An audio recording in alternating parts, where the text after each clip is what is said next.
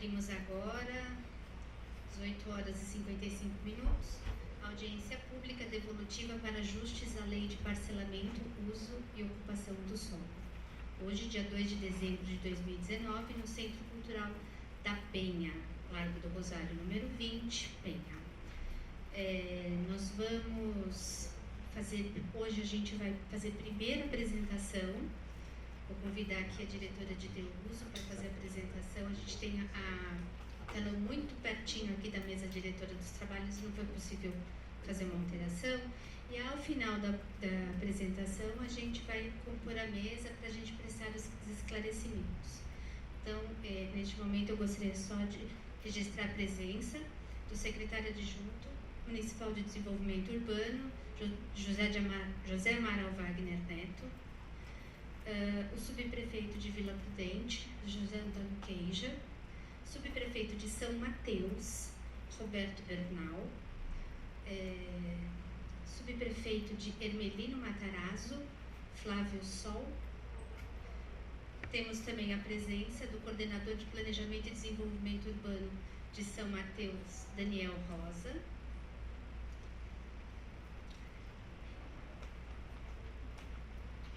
Renan Martim, que é coordenador de Planejamento e Desenvolvimento Urbano da Subprefeitura da Moca. Marlica Zucolic, que é coordenadora de Planejamento e Desenvolvimento Urbano da São Miguel Paulista. Eliana Aiello, que representa o subprefeito regional da Penha. Vanderlei Lázaro, representando a vereadora Edir Salles. E o Rafael Pinheiro, assessor também da vereadora Edir Salles. O desenvolvimento da proposta de ajustes da Lei 16.402 de 2016, que é a Lei de Parcelamento, Uso e Ocupação do Solo, teve início ainda em 2017, fundamentado no Programa de Metas 2017-2020, no qual o projeto 51, vinculado à meta 36, previa adequar a legislação urbanística e edilícia com o objetivo de regulamentar e promover a interação coerente entre os diferentes dispositivos legais. Ao longo de 2017 e 2018, foram realizadas uma série de atividades como parte do processo de desenvolvimento de uma proposta de revisão ou promoção de pequenos ajustes na referida lei. Além de trabalhos internos, como desenvolvimento de estudos e relatórios de análise, foram realizadas 2 etapas de participação pública. Em 2019, os estudos até então realizados passaram por uma avaliação criteriosa. Dessa forma, após esse trabalho de análise da primeira minuta proposta e das contribuições recebidas no processo participativo realizado, a Prefeitura de São Paulo, por meio da Secretaria Municipal de Desenvolvimento Urbano, apresenta uma nova minuta de projeto de lei de ajustes à Lei 16.402, de 22 de maio de 2016, a ser apresentada à sociedade civil previamente ao envio ao Legislativo. Informamos que o convite para esta audiência pública foi publicado no Diário Oficial da Cidade em 9 de novembro de 2019 e em Jornal de Grande Circulação em 12 de novembro de 2019, além da disponibilização da respectiva versão da minuta do projeto de lei no site Gestão Urbana desde 29 de outubro de 2019. Após essa audiência, a ata e as manifestações dos presentes serão disponibilizadas. Todos os presentes nesta audiência poderão solicitar a fala, estando abertas as inscrições para manifestação durante toda a apresentação, aqui ao lado com a Paula, aqui, tá? E ela se encerra 5 minutos após o término da exposição. Os munícipes terão 3 minutos para a exposição das questões, com respostas em bloco. Anuncio também a presença de Rogério Marinho, coordenador de Planejamento e Desenvolvimento Urbano da Subprefeitura de Aricanduva. Eu vou chamar agora, convido ao palco, a coordenadora de Legislação de Uso e Ocupação do Solo, Rosane Cristina Gomes, para a apresentação. Por favor, Rosane.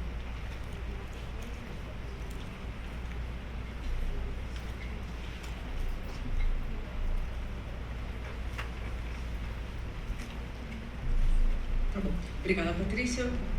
Boa noite a todas e a todos.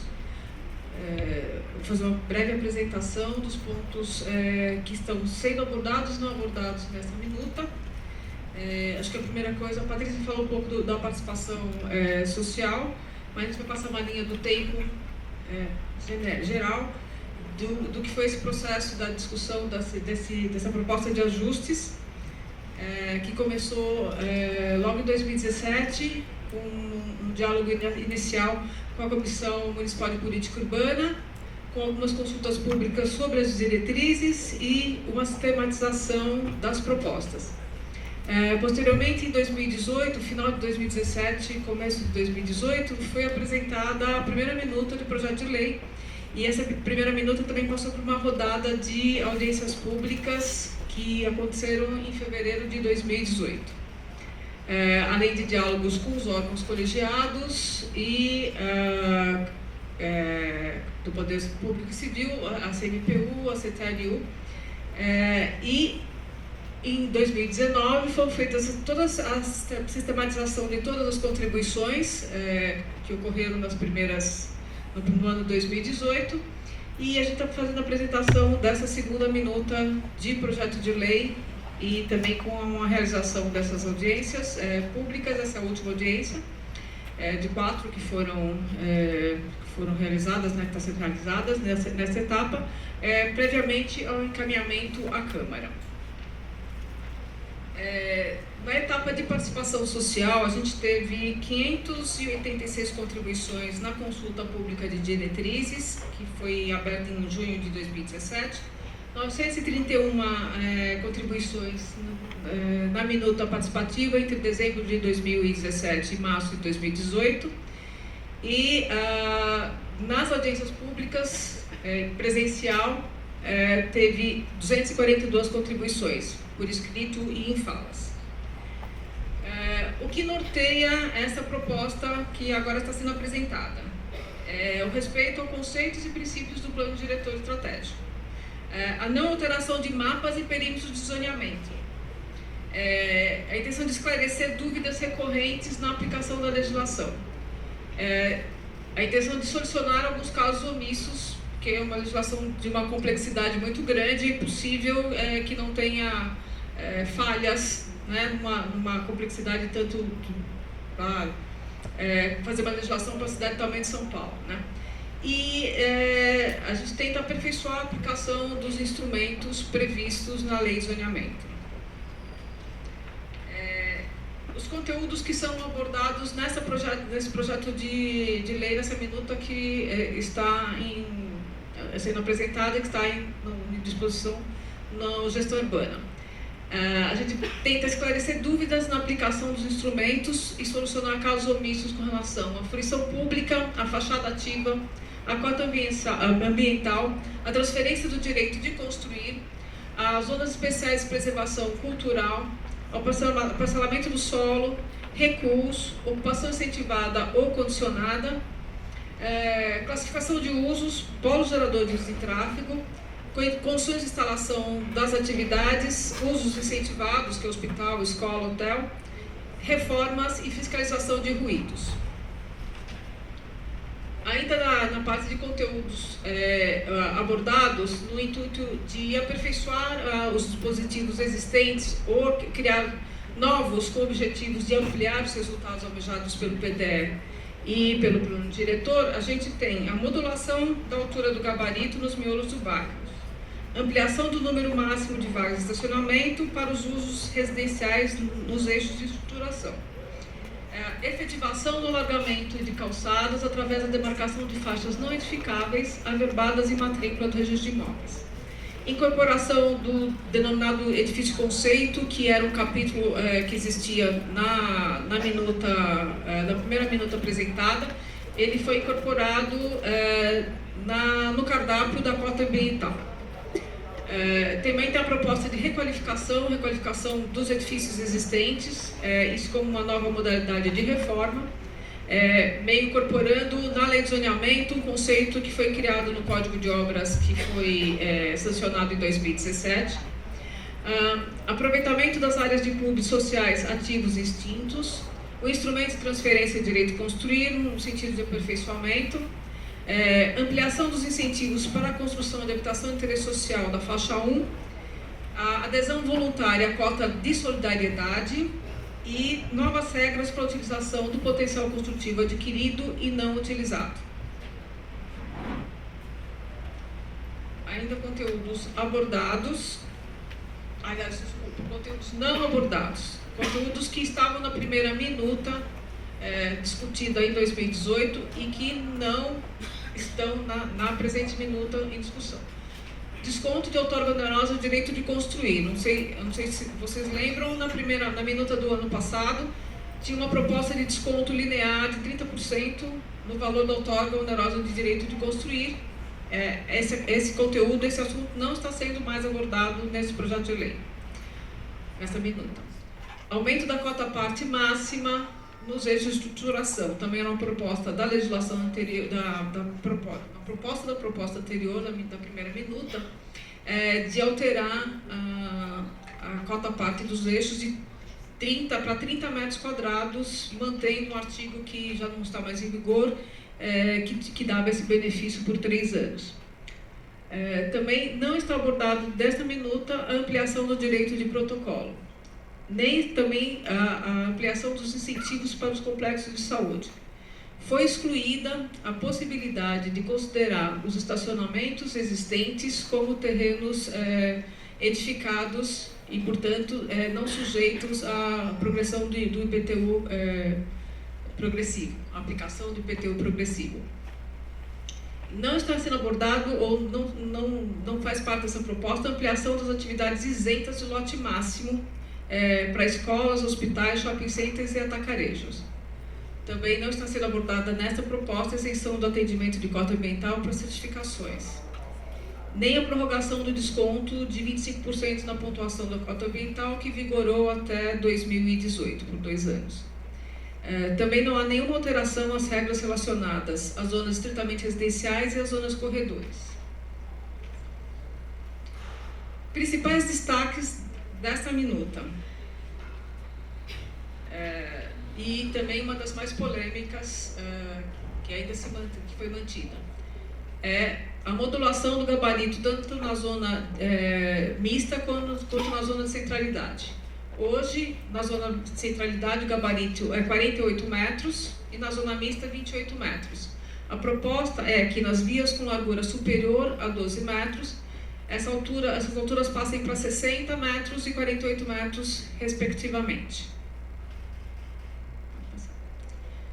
Vagas de garagem. Vagas de garagem, a gente está falando só nos eixos de estruturação, na ZEU, né? Atualmente, uma vaga por unidade. Não é vinculado ao tamanho da unidade. A proposta é permitir que se tenha também uma vaga a cada 60 metros quadrados de área construída da unidade, área construída computável da unidade. Permitir que se faça uma utilização ou de um instrumento ou outro para o número de vagas. Habitação de interesse social, acho que esse é assim, a menina dos olhos do secretário que não está aqui hoje, que é permitir um aumento da construção de habitação de interesse social quando ela for dedicada à faixa 1, a faixa mais baixa do HIS, né, de 0 a 3 salários mínimos. Então, a proposta, hoje em dia, obrigatoriamente, você tem que construir 60% de HIS 1 nas zonas especiais de interesse social. A proposta é que, se for construído 80% para a habitação de interesse social da faixa 1, o promotor ganhe mais 20% de área considerada não computável, mas também para construir a habitação de interesse social da faixa 1. Cota de solidariedade. A cota de solidariedade ela é obrigatória para as edificações com mais de 20 mil metros quadrados de área computável. Essa é uma obrigatoriedade prevista no plano diretor. O que se propõe aqui é que os empreendimentos, mesmo com área menor que 20 mil metros quadrados de área computável, possam optar por usar a cota de solidariedade com uma doação de 10% do valor do metro quadrado do terreno que consta no 414 do plano diretor, para especificamente também para a construção de habitação de interesse social, uma conta do Fundurb específica para isso. Em contrapartida, ele pode aumentar o coeficiente de aproveitamento dele até 10%, como já é permitido também para quem é obrigado a ter o pagamento da cota de solidariedade. Pode passar lá. Doação de calçadas. A doação de calçadas é obrigatória em algumas zonas de uso, zonas centralidades, com terreno de mais de 2.500 metros quadrados, na ZEU, basicamente para todos os terrenos, e nas zonas mistas com terrenos de mais de 10.000 metros quadrados. A proposta aqui é manter a doação de calçada, essa é o principal, que é muito mais certo para o município já ter essa possibilidade da doação, mas abrir também a possibilidade de só gravar uma servidão dessa área para alargamento de calçada. Quer dizer, ao invés de doar para a prefeitura, ele faz a servidão, registra no registro de imóveis essa servidão, e ele não tem os benefícios da doação. Quando você faz a doação para alargamento de calçada, você ganha potencial construtivo a mais, que não paga em outorga onerosa. No caso de servidão, isso não acontece. Aqui é só também lembrando os principais destaques daquilo que foi excluído desta minuta, repisando aquilo que a gente falou no começo. Não tem desconto de outorga onerosa, mas é o valor do quadro 14, não vai ter essa alteração. Não tem alteração na cota parte das unidades residenciais nos eixos de estruturação urbana. Isso a gente colocou mais para dar justificar, inclusive, a gente entender desnecessário o desconto de outorga onerosa, porque a arrecadação do Fundurb está aumentando, está crescendo. Esse ano vai ser bem melhor que isso. A gente estava numa faixa de 2018 de quase 300 milhões, este ano vai ser 600 milhões, né, Neto? Mais ou menos 600 milhões de arrecadação. E também isso é um slide mais exemplificativo do crescimento de construção nos eixos de estruturação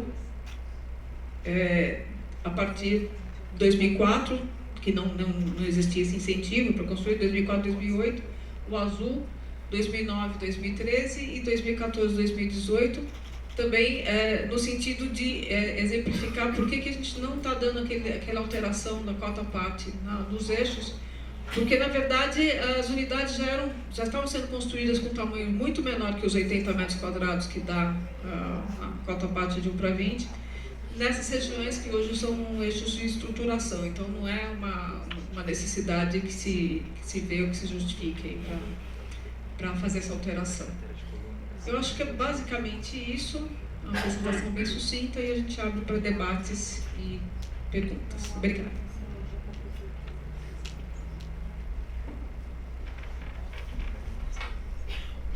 Muito obrigada, Rosane. A gente vai subir o telão, tá? Pode até desligar já. Não sei se der para deixar no fundo, mas acho que talvez atrapalhe aqui, acho que é melhor desligar. A gente vai subir o telão e eu vou pedir para os presentes compor a mesa. Gostaria de chamar o secretário adjunto de Desenvolvimento Urbano, José Amaral Wagner Neto. Peço a gentileza de subir por aqui. O subprefeito de Vila Prudente, José Antônio Kenja, subprefeito de São Mateus, Roberto Bernal, subprefeito de Ermelino Matarazzo, Flávio Sol, a coordenadora de legislação de desocupação do solo, Rosane Cristina, e a assessora técnica da SMDU, Lara Cavalcante Ribeiro.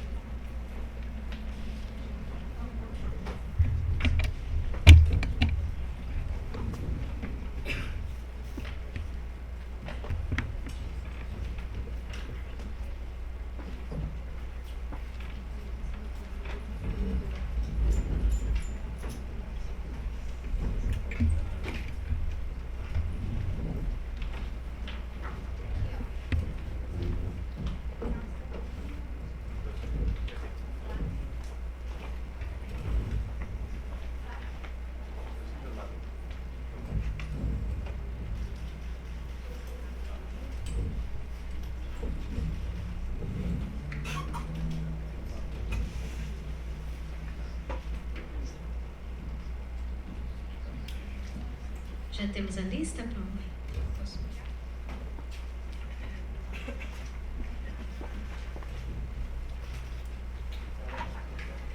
Paula continua aqui e a gente ainda vai deixar aberto por mais 5 minutos, tá? Até o presente momento temos 4 inscritos e eu gostaria de chamar a Renata Esteves, que é do Movimento Defenda São Paulo.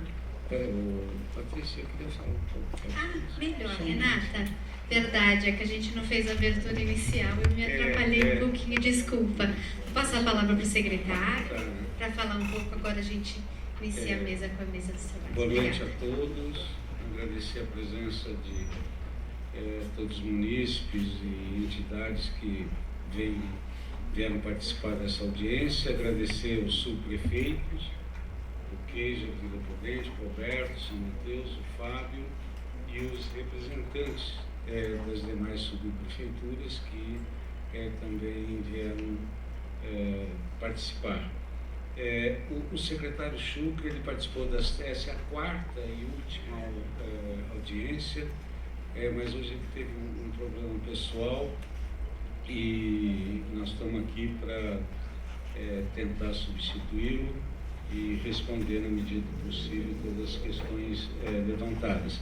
Eu acho que é só retomar um aspecto do que foi apresentado que é importante, que se trata de uma audiência devolutiva onde houve a incorporação das questões levantadas na primeira rodada de discussões e do processo participativo com base numa minuta lá de 2018 e onde algumas questões foram ajustadas no sentido de adequar melhor do que nós entendemos que nesse momento deve ser ajustado na lei de zoneamento.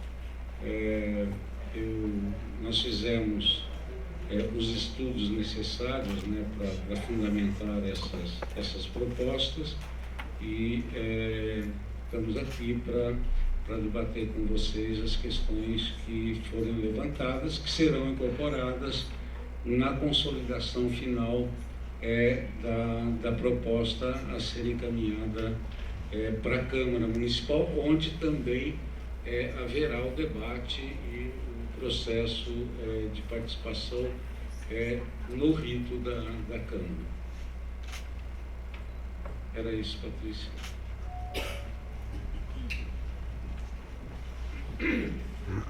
Seguimos com não sei se os subprefeitos querem falar agora. Passa também. Boa noite a todos. Gostaria de agradecer o convite, cumprimento a mesa, o secretário Amaral, toda a equipe da secretaria, nossos colegas aqui, subprefeitos também, e todas as entidades, associações, munícipes. Espero que hoje a gente tenha devolutivas num ambiente democrático e que corra tudo bem. A gente está à disposição também pela subprefeitura de São Mateus. Muito obrigado.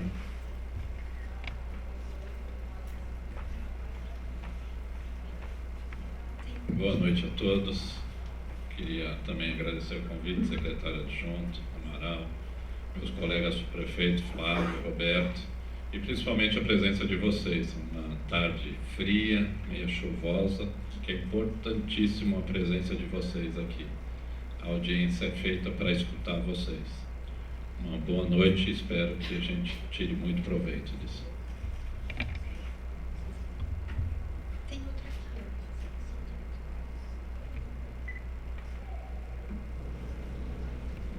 Podemos seguir? Muito obrigada.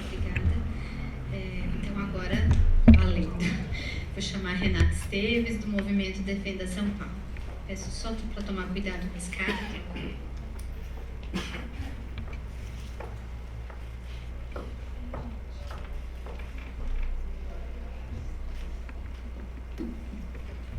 Senhor secretário adjunto, senhoras e senhores, primeiro eu peço desculpas pela minha voz. Em razão do tempo, eu estou bem resfriada. A minha tarefa aqui hoje é ler os senhores em nome do Movimento Defenda São Paulo e em nome, por enquanto, de mais 39 entidades da sociedade civil, um manifesto chamado Manifesto em Defesa da Cidade de São Paulo. Então eu passo a leitura. está em curso pela Prefeitura mudança atual da Lei de Zoneamento da cidade de São Paulo, cuja segunda minuta de projeto de lei foi divulgada em 31 de outubro último. As organizações da sociedade civil abaixo assinadas, que representam entidades atuantes por toda a cidade, no exercício da cidadania, têm acompanhado com muita atenção e preocupação as notícias sobre o envio, por parte da administração pública, de projeto de lei à Câmara dos Vereadores com a finalidade de revisar a lei de zoneamento vigente e vem afirmar nesse manifesto que essa mudança não atende às necessidades da sociedade que vive em São Paulo. E se não atende às necessidades da sociedade que vive em São Paulo, se pergunta, esse novo zoneamento é para quê? As notícias na imprensa dão conta de que nos últimos anos, em várias oportunidades, o setor imobiliário tem levado as suas proposições diretamente ao senhor prefeito.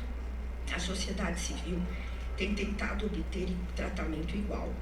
Requeriu mais de uma vez audiência com o senhor prefeito, mas até agora não foi atendida. O que resta óbvio é que a administração pública não dispensa aos cidadãos dessa cidade o mesmo tratamento dado ao setor da construção e comercialização de imóveis, o que indica, além de falta de isonomia, flagrante falta de impessoalidade. A minuta apresentada privilegia claramente interesses do setor imobiliário, inclusive, aparentemente, os dos fundos imobiliários, que acumulam altas cifras e que precisariam remunerar as aplicações dos seus investidores, para o que é valiosa a liberdade de construir o que lhes é mais rentável, sem o que consideram as amarras do zoneamento. No Estado democrático de direito que temos, as decisões da administração pública não podem ser comandadas pelos interesses particulares de grupos de pressão e que não correspondem ao conjunto de interesses da sociedade. Tudo isso significaria grave afronta ao artigo 37 da Constituição Federal, além de desrespeito aos artigos 182 e 225 da Constituição Federal e ao Estatuto da Cidade. Pelo artigo 37, a administração pública está obrigada a obedecer certos princípios, dentre eles o da legalidade, o da primazia do interesse público e o da impessoalidade. Como ensina o ilustre professor Eli Lopes Meireles, na administração pública não há liberdade nem vontade pessoal. A legalidade, como princípio de administração, significa que o administrador público está, em toda a sua atividade funcional, sujeito aos mandamentos da lei e às exigências do bem comum, e deles não se pode afastar ou desviar sob pena de praticar ato inválido e expor-se à responsabilidade disciplinar, civil e criminal, conforme o caso. Isso citação do professor. Assim é que se requer a imediata interrupção desse processo de revisão da Lei de Zoneamento da cidade de São Paulo, para que não se produza ato administrativo viciado, inválido. Na sequência, a Lucila Lacreta vai ler o nome das associações que subscreveram até agora esse manifesto. Muito obrigada. Obrigada, Renata. Próxima a falar, Lucila Lacreta, também do Movimento Defenda São Paulo.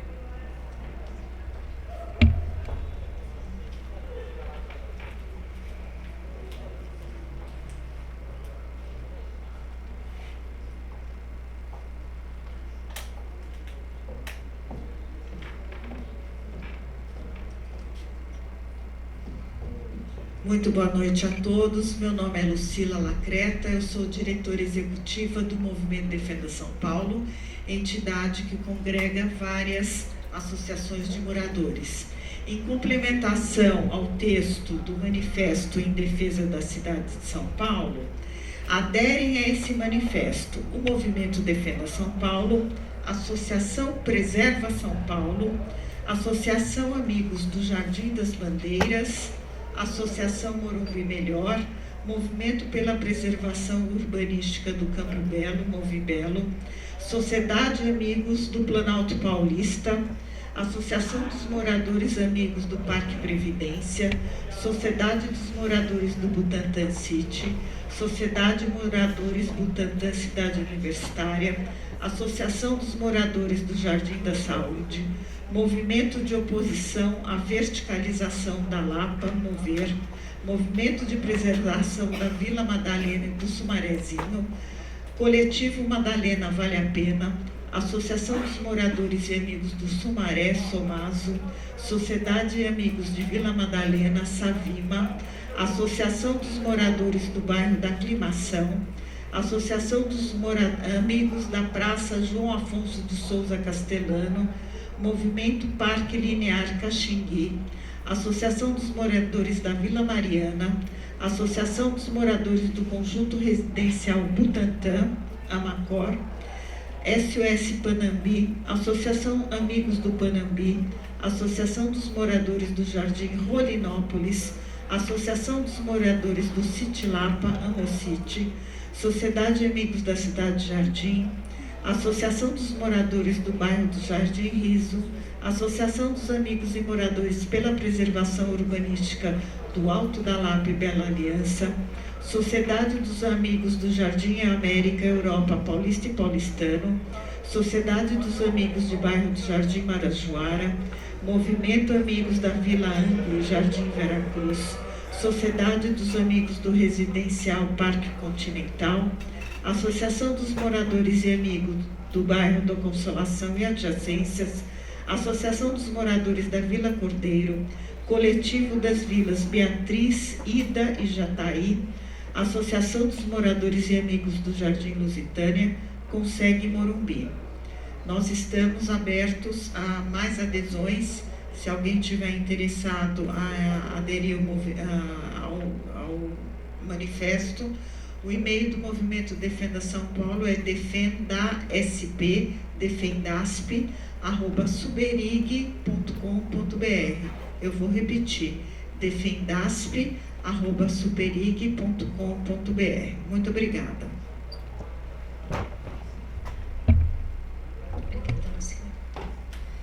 Mais um inscrito, Paulo Guedes, da Mitra Diocesana de São Miguel.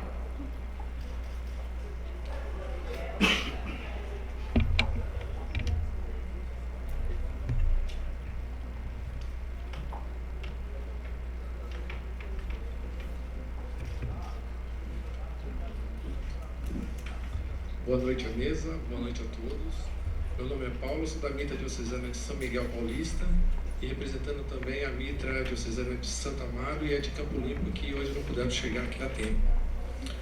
Eu fiz um resumo sucinto da proposta para alteração da lei, que vou ler.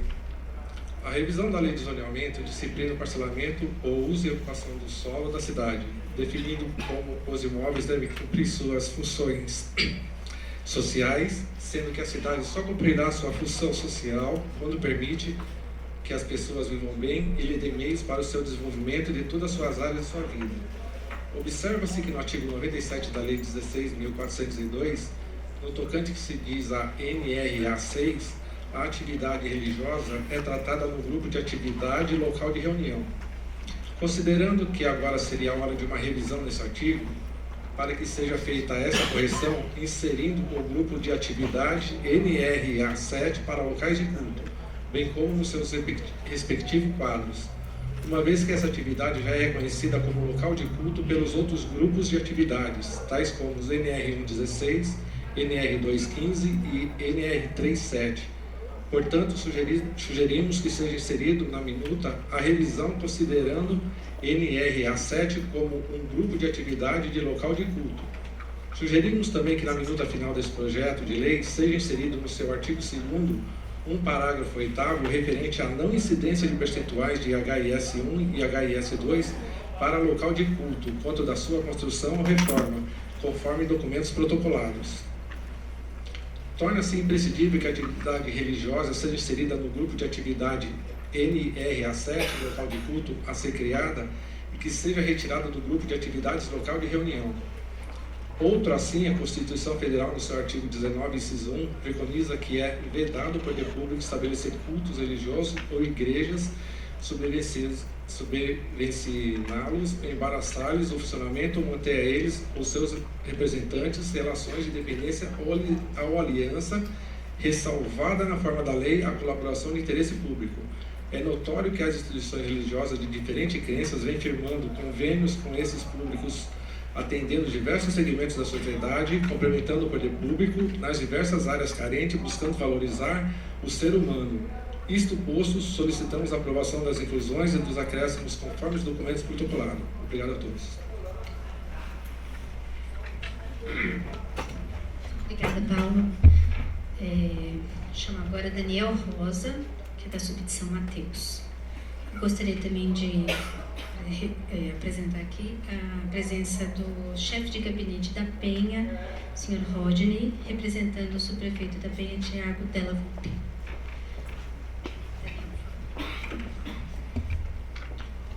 Boa noite a todos, boa noite à mesa. Eu gostaria de me referir, basicamente, a alguns itens que existem alguns erros que eu acredito que podem ser revisados nesse projeto de lei. E um dos principais erros é quando você coloca no projeto que você não vai mexer em mapa. Muito bem, só que nós temos várias situações em que o zoneamento marca um pedacinho, às vezes 1 metro, em cima de outro terreno. Ou seja, muitas vezes existem áreas que tem uma ZEIS 2 do lado de uma ZPI. Significa o quê? Significa que 1 metro dessa ZEIS 2, por causa da falha na demarcação do zoneamento, entrou na ZPI, significando que vai contaminar essa ZPI.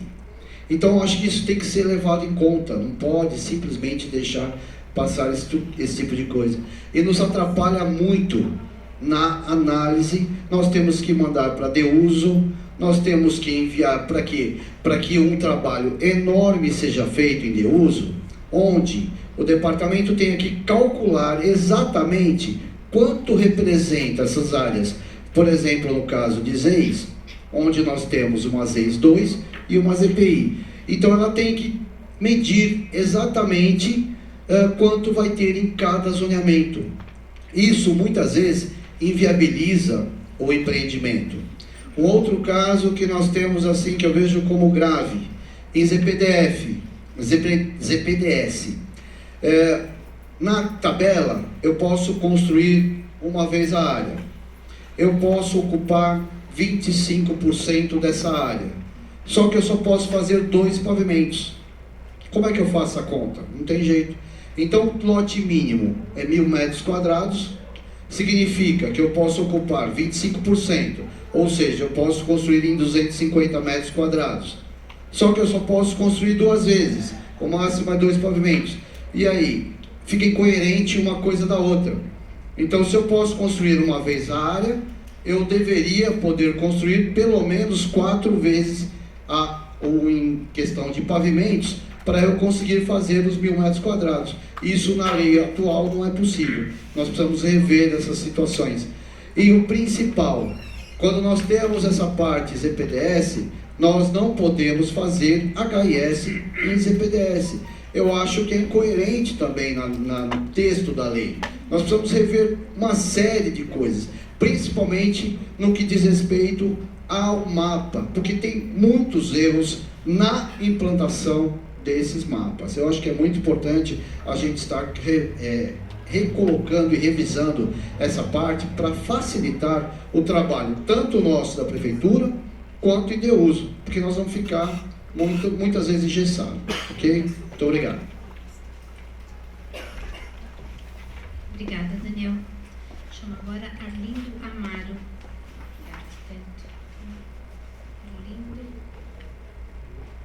por favor. Cuidado ali com a escada.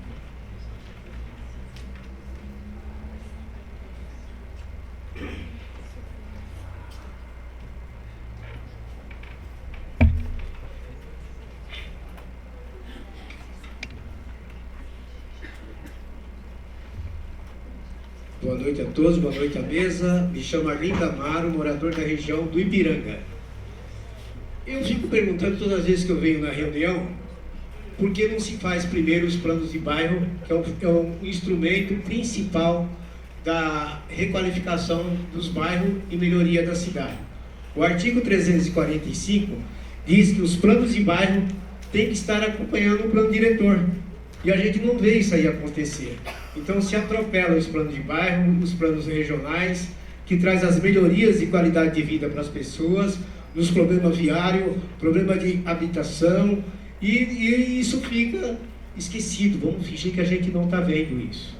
Então, vamos fazer primeiro o que é necessário, a revisão do zoneamento que foi aprovada em 2016. 3 anos depois, temos que fazer a lei de zoneamento valer para nós. E a cidade fica nessa situação que a gente está vendo aí. Seja do Ipiranga, seja do Capão Redondo, seja de São Miguel Paulista, a gente vê a cidade à deriva. 30 mil pessoas morando na rua, o centro da cidade de São Paulo, um desastre total, e a gente não vê as melhorias da cidade acontecer.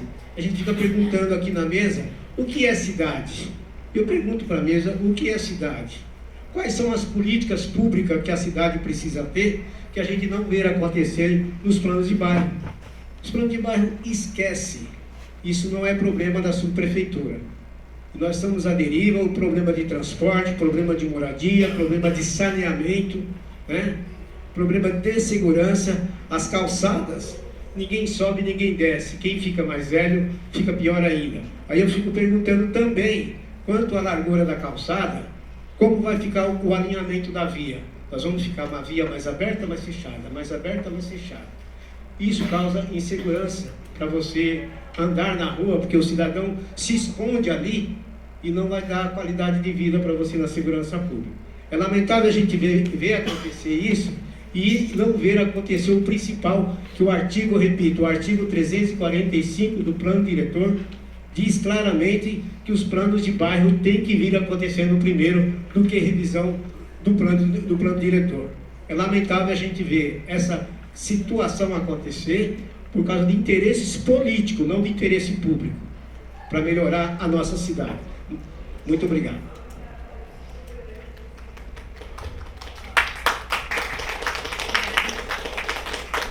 Obrigada, Arlindo. Chamo agora a última inscrita, Ângela Maria Calabria, que é moradora. Aproveito para anunciar a presença do senhor Valdemar,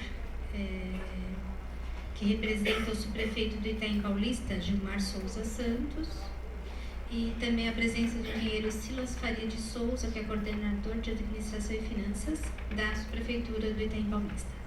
Por favor, Ângela. Boa noite a todos, obrigada.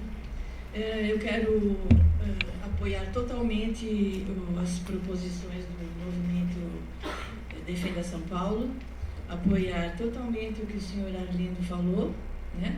Que a gente vem falar alguma coisa, mas outras pessoas vão falando, é mesmo, é verdade. Mas eu acho assim, eu proponho estancar este movimento de mudança de lei de zoneamento, porque assim, o plano diretor 2003-2004 era já para ter uma revisão que não foi feita. Foi feita em 2016 e já se está mudando novamente. Então, assim, primeiro demora 15 anos para fazer e depois, de 2 em 2 anos, toda hora fica querendo mudar. O que é isso? Parece o STF que cada vez muda conforme o interesse dos seus clientes. Então, é assim, está assim, bem claro que o setor imobiliário manda nesse plano diretor. Está bem claro isso. Toda hora querendo mudar, aí eles encontram uma área melhor, um bairro, aqui está bom, vamos mudar, vamos propor uma nova adensamento. Então, assim, eu sou contra o adensamento do jeito que está sendo feito, com esses coeficientes enormes de aproveitamento. Esse novo projeto, essa nova lei do HIS, que está criando aberrações na cidade, é um absurdo, eu acho que isso tem que ser revisto, é um absurdo, eu acredito que os arquitetos da prefeitura, eu não acredito que eles participem desse plano diretor, porque eu conheço a ideia, conheço a visão deles, e eles não pensam desse jeito. Eu trabalhei também na prefeitura, e a visão é outra. Da onde está vindo isso tudo, que tá deformando toda a cidade, sabe? Os bairros estão ficando deformados, e a gente está vendo monstrengos, aberrações sendo erguidas num terreninho de 10 por 25, que cabem 20 estúdiozinhos. Então, em setor imobiliário está criando invencionices, e a prefeitura está indo a reboque como sempre foi.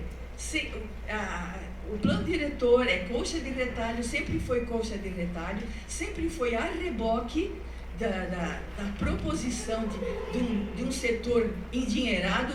Então vamos falar direto, é isso mesmo, setor endinheirado que quer ganhar mais dinheiro, enfeia a cidade, depois vai morar em condomínios aí ao redor de São Paulo, em condomínios lindos, maravilhosos e fechados.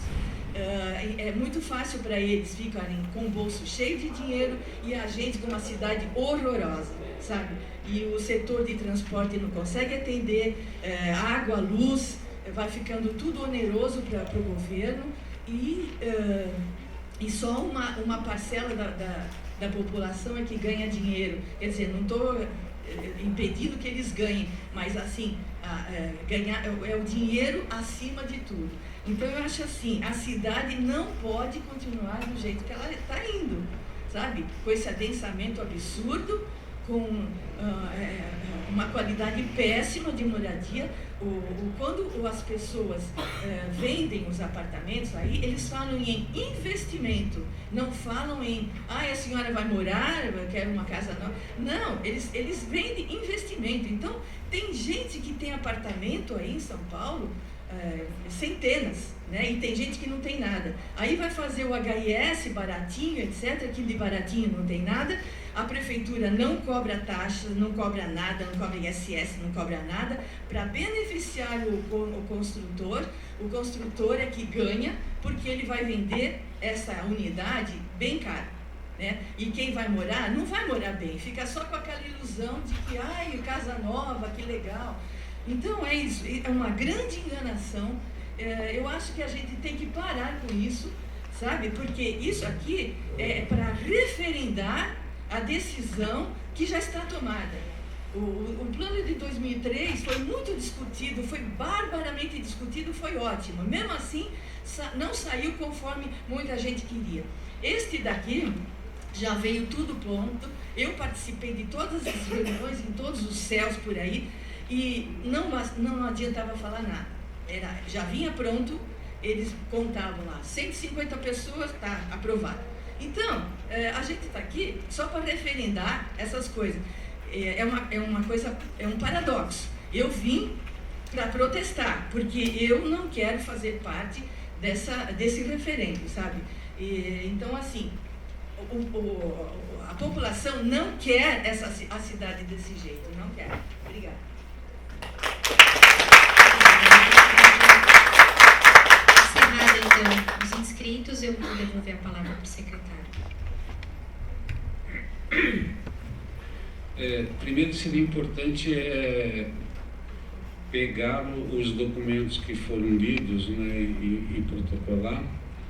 Já está aqui com a Paula, secretário. Com relação vou comentar rapidamente, eu acho que o documento da Defenda São Paulo ele é bastante pesado do ponto de vista do que ele insinua, e merece uma leitura bastante cuidadosa. Embora, na apresentação, nós mostramos ali 10 questões que não estão abordadas nessa minuta, na segunda minuta, que eram fortemente defendidas pelo mercado imobiliário, a começar pelo pedido de desconto de 30% do valor da outorga onerosa, o que afetaria a arrecadação do Fundurb, que é o fundo que tenta reequalizar o processo de desenvolvimento urbano da cidade, destinando recursos para habitação de interesse social, para mobilidade, para cultura, para a efetivação de áreas verdes e parques. Ampliação do direito de protocolo, que mantinha várias questões de muito interesse do mercado imobiliário. Ampliação dos incentivos para o complexo de saúde, que hoje é uma indústria poderosa que tem a ver com a ocupação da terra na cidade, nas suas áreas mais consolidadas. A exclusão dos estacionamentos existentes na categoria de terrenos não edificados ou subutilizados. Hoje, todos nós sabemos que o mercado imobiliário está posicionado comprando vários terrenos subutilizados. E havia o pleito de que esses terrenos não poderiam ser notificados como não cumprindo a função social da terra. Nós não estamos colocando isso, estamos retirando isso da primeira minuta. A isenção de atendimento da cota ambiental por certificação, quer dizer, também não foi aceito. A prorrogação do desconto de 25% da cota ambiental, também não foi aceito.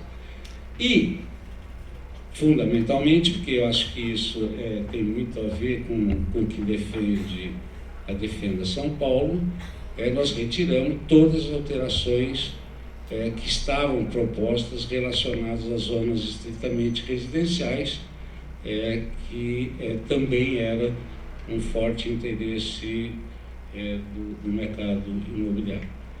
Só para informar, nós concordamos que a Prefeitura tem que conversar com a sociedade civil. Semana passada, em função das manifestações, nós tomamos a iniciativa de defender, junto à agenda do prefeito, que seja recebido as entidades que têm divergências com relação ao que nós estamos propondo. Com relação ao que colocou o representante com relação aos locais de culto, eu acho que ele tem muita questão técnica que precisa ser avaliada. Nós vamos incorporar isso. Estamos lá à disposição na Secretaria para uma discussão mais detalhada do que vocês estão propondo. Mas não sei se você quer comentar essa questão da Mitra ou a gente... Precisamos entender melhor no documento. Acho que ele teria mais condições de te responder de forma mais adequada. Com relação a... Eu vou pular o Daniel, porque depois eu passo para a Rosane te responder. Com relação ao Arlindo, o Arlindo participou de todas as audiências, né, e sempre batalhando por essa questão dos planos de bairro. Nós estamos desenvolvendo os planos de bairro, nós estamos fechando a segunda rodada de oficinas internas da Prefeitura, com as 32 subprefeituras, fazendo todo o mapeamento dos perímetros prioritários para intervenção. Agora, no início do ano, a gente deve fazer as reuniões participativas, chama Plano de Ação das subprefeituras, que vem a ser os planos de bairro, e a gente quer entregar isso ainda no primeiro trimestre do ano que vem, 2020. Quer dizer, nós estamos numa fase da Planurb, que é outra coordenadoria da Secretaria de Desenvolvimento Urbano. Nós estamos finalizando a segunda rodada de reuniões com os técnicos das subprefeituras e todas as outras secretarias que têm algum tipo de intervenção ou de planejamento de intervenção territorial nos bairros.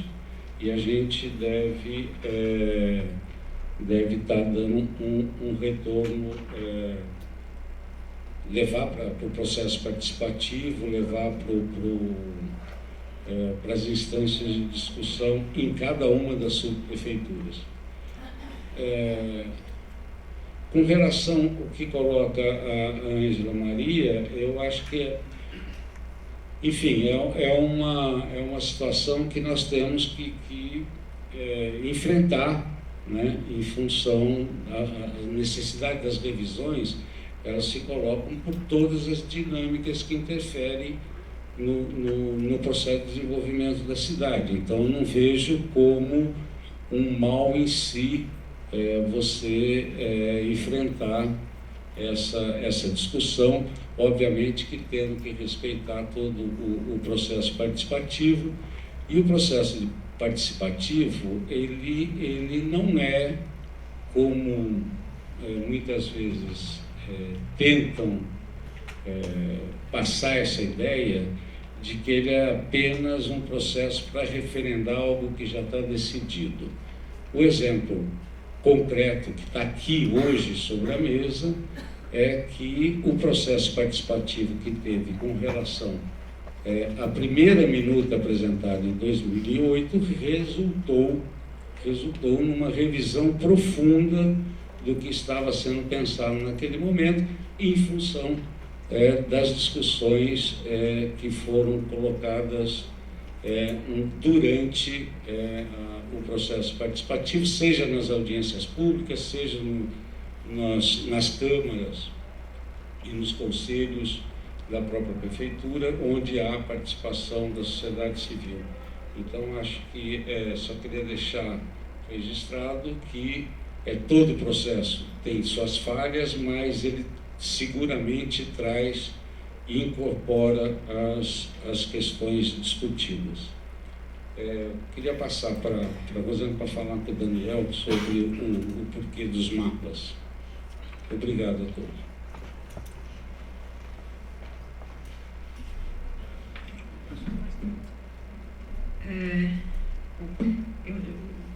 O Renato já falou com relação às demandas da Mitra.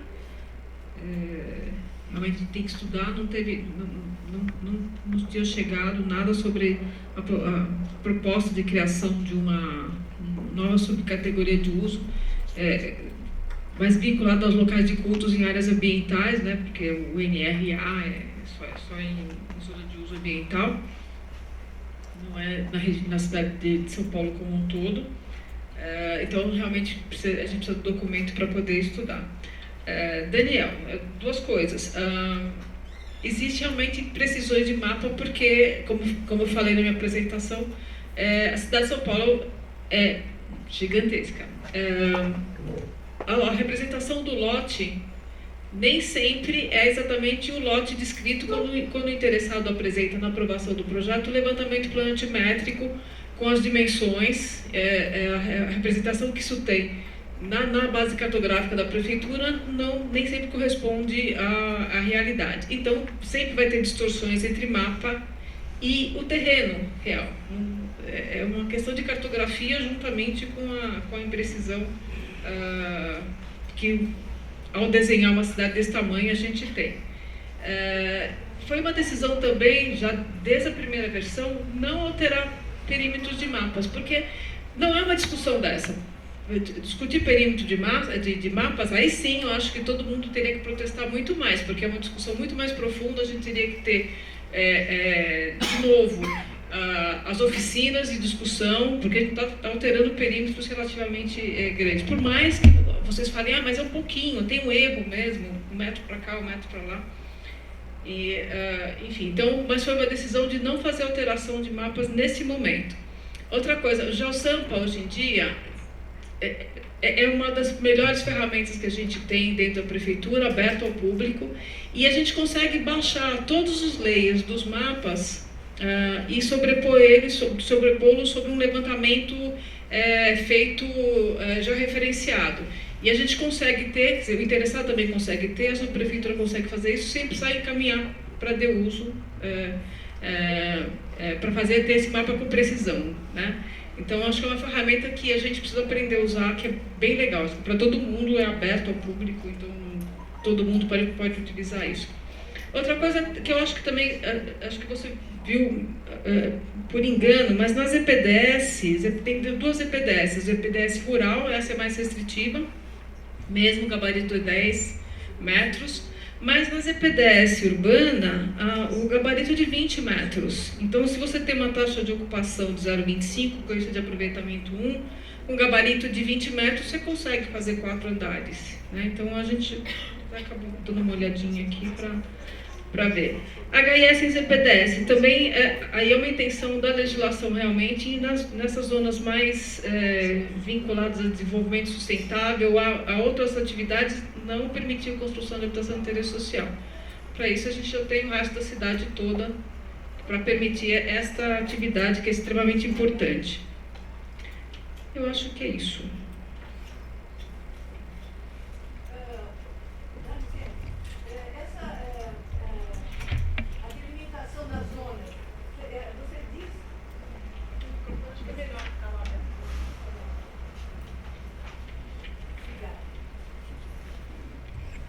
Então, com relação à delimitação das zonas, você diz que a cidade é muito grande, etc, etc.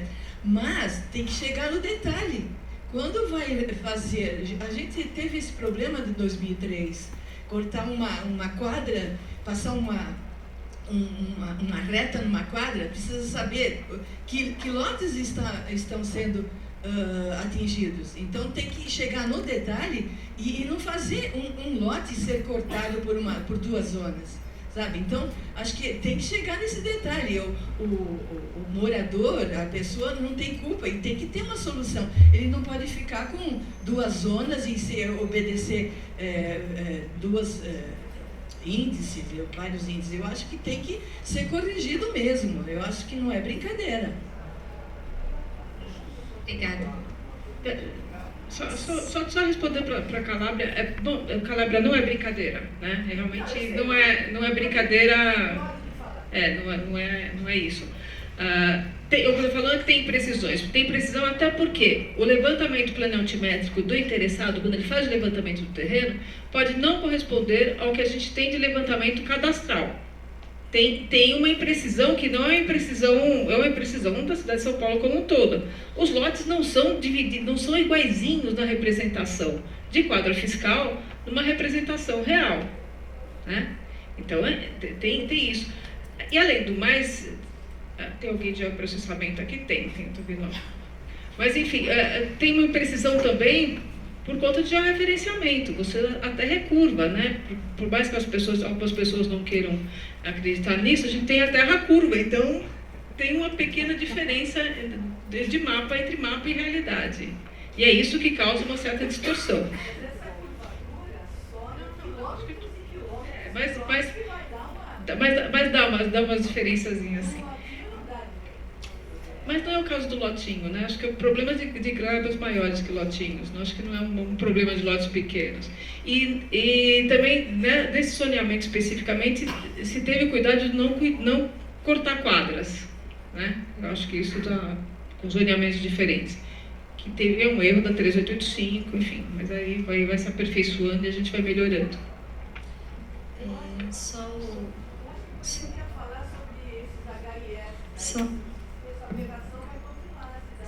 Só um minuto, por favor. O senhor Arlindo Amaro pediu a fala novamente. Podemos abrir, secretário?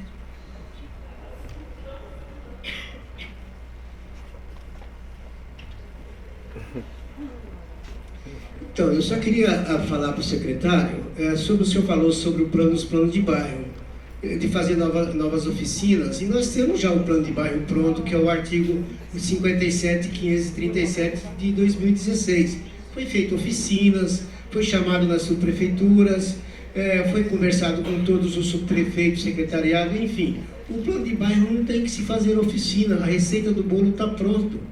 É só pegar e fazer o bolo, gente. Então, o que está sendo feito agora é com base naquele documento que é o diagnóstico sócio-territorial de cada uma da sua prefeitura, agora estabelecendo plano de ação, ver como que o que está no plano de metas, o que está no orçamento, o que está na LOA e estabelecer a prioridade dos perímetros que vão ser, enfim, investidos. Mas é com base naquele documento. O documento precisa ser fazer o novo processo, uma nova receita. É o plano de ação para os planos de bairro. Porque nós vemos aí, como foi comentado aqui, a cidade tem 1.500 km², 30 mil pessoas dormindo na rua. Então, e a questão dos bairros, que a gente fala, eu acompanho todas as audiências públicas, é uma vergonha a gente ficar ouvindo a mesma coisa e se vê em todos os bairros da cidade de São Paulo, cada vez pior. Desde 2002, ou melhor, desde a Constituição 88, que nós vemos a cidade andando para trás. É plano diretor, é revisão, é conselho participativo que não participa de absolutamente nada.